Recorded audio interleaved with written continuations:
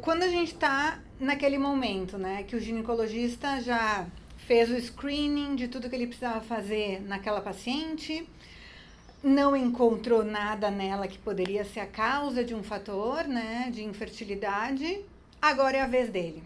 Quando é a vez dele, por onde que a gente tem que começar? O básico de investigação, que é uma boa realização de um exame físico, um perfil hormonal desse paciente completo, uma boa ultrassonografia da região testicular e o espermograma formam os pilares da investigação. A gente tem alguns testes novos, dentre eles esse teste que a gente vai falar um pouco mais profundo hoje, que é o teste de fragmentação de DNA espermática, que é um teste que pode ser alterado num homem que tem espermograma normal. Claro. Então, até alguns anos atrás, era um casal de infertilidade sem causa aparente, mulher sem nenhuma alteração, homem sem nenhuma alteração, espermograma normal. E agora, recentemente, a gente tem uma série de trials mostrando que a gente tem uma porcentagem na literatura variando de 8%, alguns trabalhos até 15% de espermograma normal com fragmentação alterada. O exame de fragmentação de DNA pode ser feito de várias maneiras. Ele é um teste de função espermática.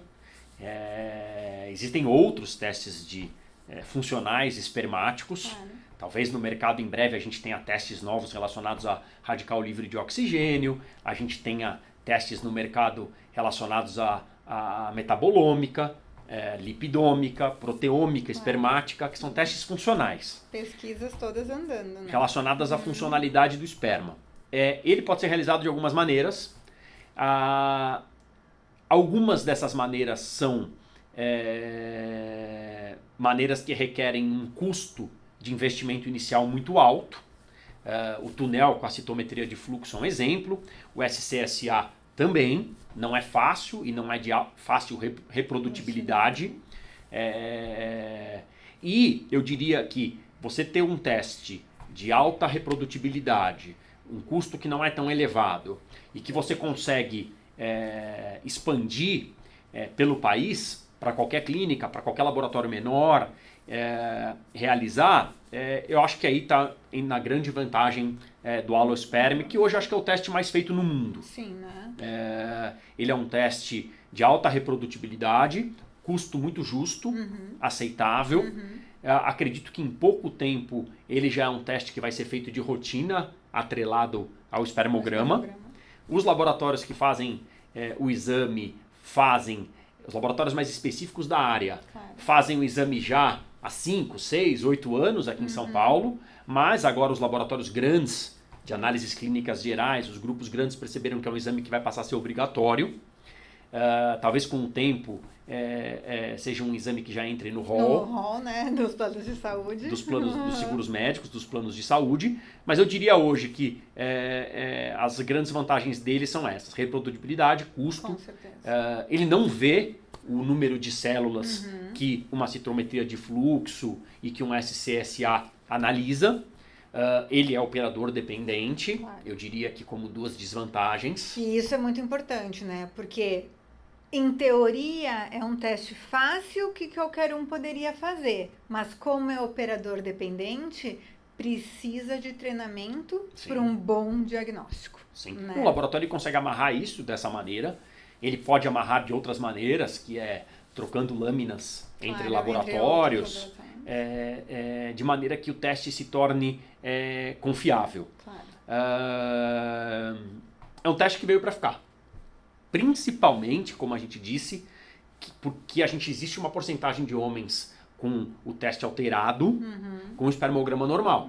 Então é aquele casal que era visto antes como aborto de fator feminino, qualidade embrionária desejável por fator oocitário. E até, Conrado, eu vou me lembrar que faz alguns anos já que a gente se conheceu, mas bem no início do nosso relacionamento profissional, teve um caso assim entre nós, né? O casal vindo aqui, nunca tinham feito uma consulta antes com o uro, eu encaminhei pro Conrado, e o Conrado acabou encontrando, então, né? Uma frag super elevada, acabou tendo que operar, né, de varicocele, e aí, claro, depois de um tempo de tratamento e tudo, o casal conseguiu engravidar naturalmente, e hoje tem, né, seu bebê, mas aí, depois então de uma série de pesquisas, né, no casal para ter sucesso.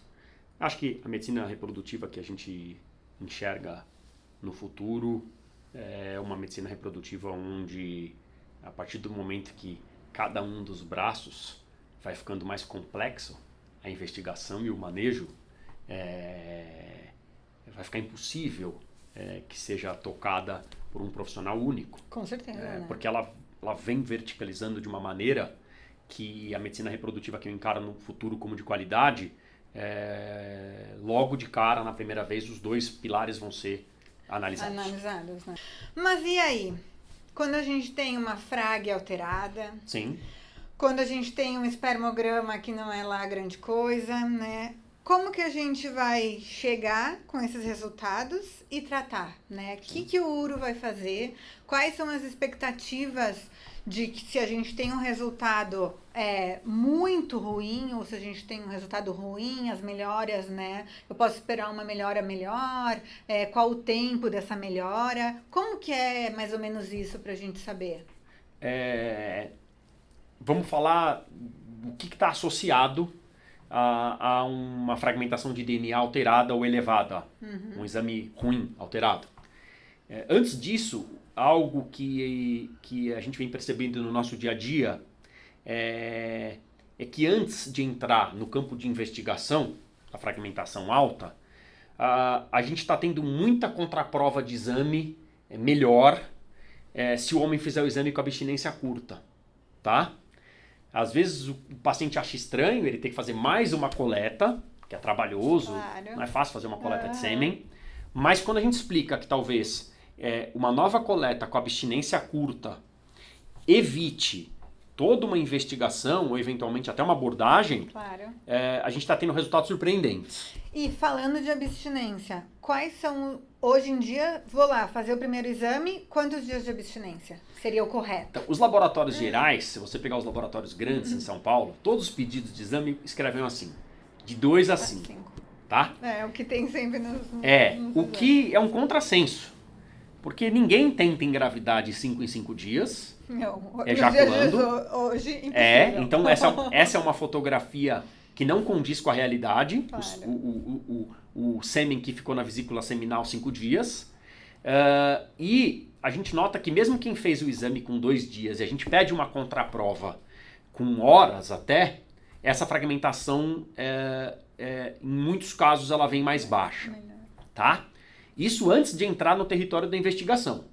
A gente pergunta claramente quanto tempo foi a abstinência, a gente tem 2 trials recentes, um fazendo ejaculação de 24 em 24 horas, com uma redução aí de 20% na fragmentação, e um outro trial bastante interessante que pede para ejacular de 24 em 24 horas e uma ejaculação 3 horas antes do exame.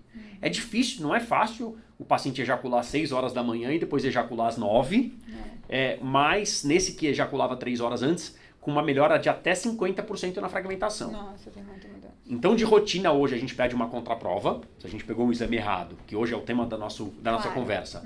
Pegou um exame alterado, feito num local de confiança, e ele está alterado, eu de cara sugiro uma contraprova, tá? Se, durante o processo que ele vai fazer essa contraprova com abstinência curta, ele já tiver fatores modificáveis, eu já vou falar sobre esses fatores que a gente vai abordar aqui, em paralelo à programação dele para fazer a contraprova. E eu sempre oriento na contraprova que ele ejacule na noite anterior ao exame. Tá? Às vezes não é fácil ejacular 3 horas antes, eu oriento e falo, olha, vamos fazer uma contraprova desse exame? E eventualmente por compliance eu sugiro até mudar às vezes o local onde ele vai fazer e ejacular bem à noitão e fazer um segundo exame. Com relação aos fatores associados, eu destacaria alguns que são muito importantes hoje. Tabagismo, tá? O tabagismo está associado a uma produção de radical livre de oxigênio mais alta no sêmen. A gente tem uma série de estudos em ratos, mostrando o aumento dos ROS, das espécies livres de oxigênio, radicais livres de oxigênio. Então o tabagismo é um fator associado. O espermograma com uma quantidade de leucócitos elevada. seja por um processo inflamatório ou seja por um processo infeccioso. Nessa hora eu sempre pergunto pro casal se tem o hábito de prática de sexo anal sem camisinha. Eu pergunto, que está comumente associado à inflamação / infecção no sêmen. Obesidade é algo que já tem uma série de trials em humanos mostrando que aumenta a fragmentação de DNA. E o clássico que é a varicocele. Eu acho que hoje, se a gente colocar nos dedos de uma mão, a gente deixa o tabagismo, as infecções / inflamações, a obesidade, o uso de corticoides e anti-inflamatórios. A gente teve um caso recente agora de um paciente com uma doença reumatológica usando sulfa para dor, que ficava muito bem do ponto de vista de dor. Claro, curava uma coisa, mas... Só que a fragmentação de DNA super alterada, ele acompanhou isso de perto, porque ele é dentista, e foi ver se a sulfa tinha algum efeito para fertilidade. Na bula da sulfa, nenhum, mas a fragmentação de DNA super elevou durante o tratamento com a sulfa e parou a sulfa, a fragmentação de DNA voltou ao normal. E o último, a varicocele. Então, os 5 dedos da mão: obesidade, infecções e inflamações, tabagismo, medicações e varicocele. E varicocele, né?